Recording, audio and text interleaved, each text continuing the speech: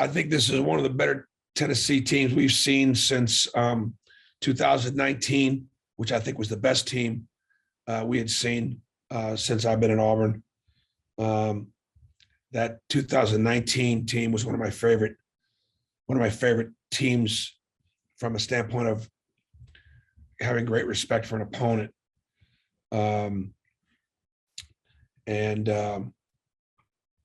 This team here is I think equally as good. The difference this year's team is actually better defensively.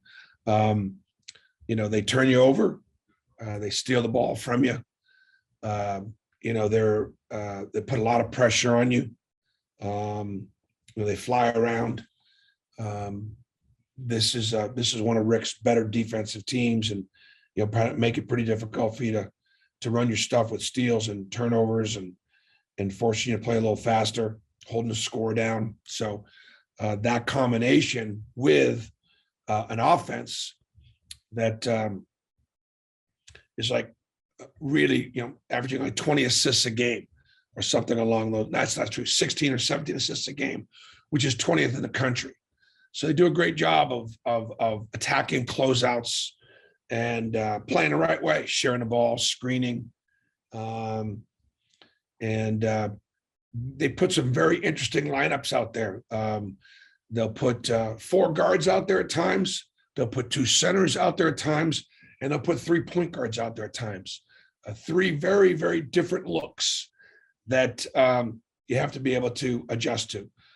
Tennessee, last thing would be they play as hard and as physically as anybody, and I think in our league. So it'll be a great challenge for us. Championship caliber game. All right, first question from Mark Murphy. Yeah, Bruce, talk about your success lately against Tennessee. Last 6 games you guys have won, and I think you played really well in each one of those games.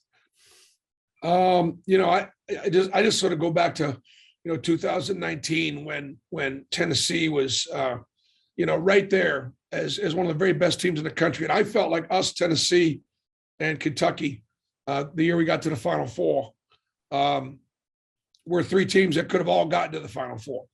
They put Kentucky and us in the same region, and Tennessee lost a heartbreaker to, I think, Purdue, and then I think Virginia upset Purdue, if I'm right.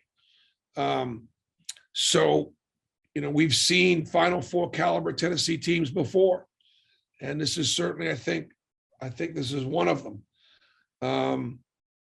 So I'm just glad that these games matter. Because there was a time when I was at Tennessee, the Auburn game typically didn't mean as much. Now, I'll give you one exception. That was in Tampa. The last time the SEC tournament was there, Auburn upset Florida. And we played an Auburn team in the Saturday game, semifinal. So anyways, it's great to see. It's just great to see for both Tennessee and Auburn, 2 places I coached, are able to play in big games that have championship implications. Question from Brian Stoltz. Hey, Bruce. I think a lot of us saw KD Johnson come out after the game last night and shoot about, 100 threes and making quite a sheer amount of them. I think it's 16 at one time. And then taking some advice from his mother, some fire advice from his mother while he sat on the bench. What have you said to KD kind of during this shooting slump? And is part of KD's fire and compassion and stuff like that come from his mother? I'm not exactly sure, where it all comes from. He's got a wonderful mom that loves her son and is very supportive of him, and they're a pretty good team. It was good to see KD come out after the game and get some shots. He came in this afternoon here before practice and got a workout before practice. So he's recognizing that this is we're heading down a home stretch right now, and we need everybody to see if we get a little step up. Last night it was great that our point guard play was so good. I thought that after we didn't get great point guard play Saturday at Florida, And I thought both Zepp and Wendell really stepped up. And I think that's what everybody's trying to do. And that's what it's going to take.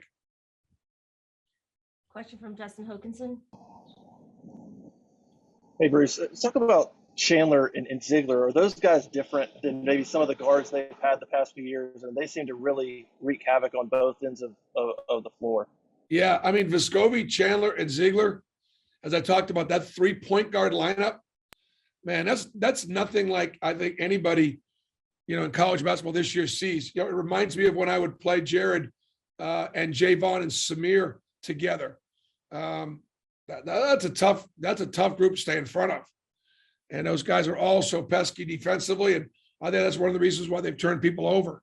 I mean, it's a really, really hard lineup to go up against. 3 playmakers, 3 shot makers, 3 great defenders.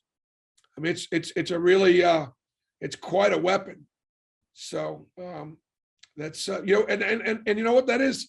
That's just find a way to get your best players on the floor. Question from Nathan King. Bruce, last time you guys went to Knoxville was that regular season finale. I think Samir had 32. Al had one of his best games as a freshman. Just what positive memories do you have of that game and how well that team was playing heading into the postseason? Well, that was COVID year. And that our Auburn team, that might've been one of the better regular season games we played in a long time. We played great. Tennessee had just come off of beating Kentucky at Rupp. And, they were getting their stride. And because that was the last game of 2020, that's the one we remembered in the off season. That sticks with you in the off season because that was the last time we played. And we went to Nashville and got the call that the season was over. And that was awfully disappointing for a lot of reasons. Every senior in college and every senior in high school, kind of got ripped off of their senior year. And I can just tell you for our student athletes that were graduating, to not have postseason, to have all the NBA combines and all those workouts, get affected. Your D'Angelo Purifoys, your Austin Wileys, Samir Dowdy, Malik Dunbar, Horace Spencer. I think I got all 5 of those seniors. That was a really good team. And man, it honestly, truly broke my heart for the season to end that way, but particularly for those 5 seniors. Question from Trey Wallace. Hey, Bruce, 2 questions. Kind of looking at Tennessee's bench and how they're able to get production. Victor Bailey Jr. had 11 points the other night for them on the road at Missouri. How do you factor into that into your game plan, and especially since they don't have Olivier Cumwa anymore? And then the second part of that, you've been in some crazy environments in Knoxville before, and to have a matchup like this of this magnitude with the rankings, what do you expect on Saturday, and do you have any memories of crazy games like this in the past? The games against Florida, Kentucky, the games against Texas when Kevin Durant came in and Chris Lofton launched one from the logo, Gonzaga coming in, UConn coming in. I mean, we had some great, incredible crowds and atmospheres in Thompson Bowling. And so, yeah, this will be a great atmosphere, and a lot of eyes in college basketball will be there.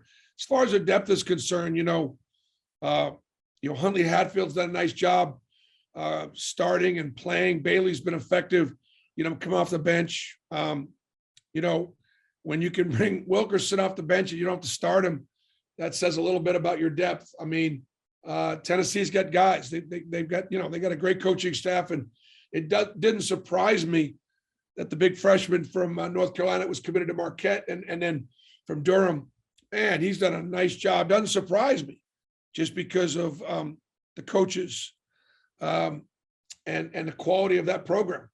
They got dudes. Question from Tobias Wilburn. Tobias. Oh, I'm sorry, right here. Forgive me. Bruce, you mentioned last night talking about with Kessler and wanting more and not overly celebrating breaking the box record. What does that mean when a guy is willing to not be celebrated in the short for the greater good? Well, I just think that, for me, I probably could have been a little bit more sensitive to the fact that I should have known how many he needed to break the record.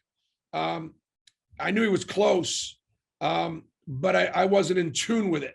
Otherwise, I might have said something, but for me, I want him to play faster. I want him to play quicker. I want him to play with more speed and more energy. And my focus was I just wanted more. I thought he played well. I thought he could have played better and been even more dominant. And so that was just my conversation with him briefly after the game. So I did not recognize that he became, but he's got a chance to, the longer we can play, the more record he's going to break. I think the next guy in front of him is Shaq, and if I'm correct on that. And I don't know how many he needs to get Shaq, but I think he's going to get him. How many shy is anybody know how many shy he is of Shaq? No, just in blocks for a single season. Anthony Davis holds the record in the SEC. But I think Shaq's next That's who he'll pass next. And so that's pretty cool. I mean, I just happen to look at that list and go, man, that would be pretty cool if he could pass Shaq and then whoever else is next. All right, question from Justin Ferguson. Bruce, what are you seeing right now from Allen on offense? Obviously, still doing a lot on defense for you guys, but it looks like he's getting frustrated, trying to get back and maybe pressing a little bit. What are you seeing from him, and kind of how y'all trying to keep him encouraged? Let me just tell you about Al. Al played so hard last night. He was so effective in so many ways. But you got to feel for him, and I want our fans to feel for him. I do. He was the 5th leading returning scorer in the SEC. He was the only guy on our team that even got remotely any kind of a preseason anything. I think he was like second team preseason all SEC. He is, I think, our 5th or maybe our 6th leading scorer. And he was the 5th leading returning scorer in the league, the whole league. So you talk about catching an injury that takes you out 3.5 months in September. And obviously working his way back from it, not the same player he was a year ago offensively.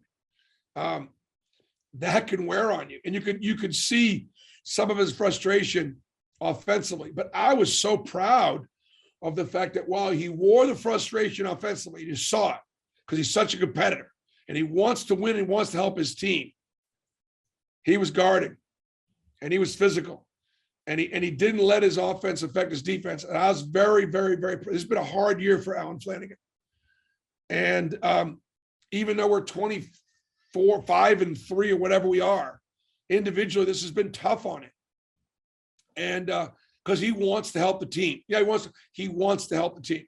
So we're not done yet. That's one of the areas, oh, by the way, that if he gets making some shots and finishing around the rim, and gets a little better whistle, my goodness gracious, that's an area that we know what Al can do, and when he does, that's why I keep on talking about we get a little bit more from a few more. All right, 2 more questions left. Steve Moulton. Coach, at least what I see, the last season that Shaq had at LSU had 157 blocks. So yeah, you're right, he is kind of sneaking up on that. I did want to ask you about facing a team that's undefeated at home this late in a year and what kind of challenge that is to kind of more or less for your team to take that next step heading into March. Well, I would think that like playing Tennessee at Tennessee would be as difficult as winning a Final Four game.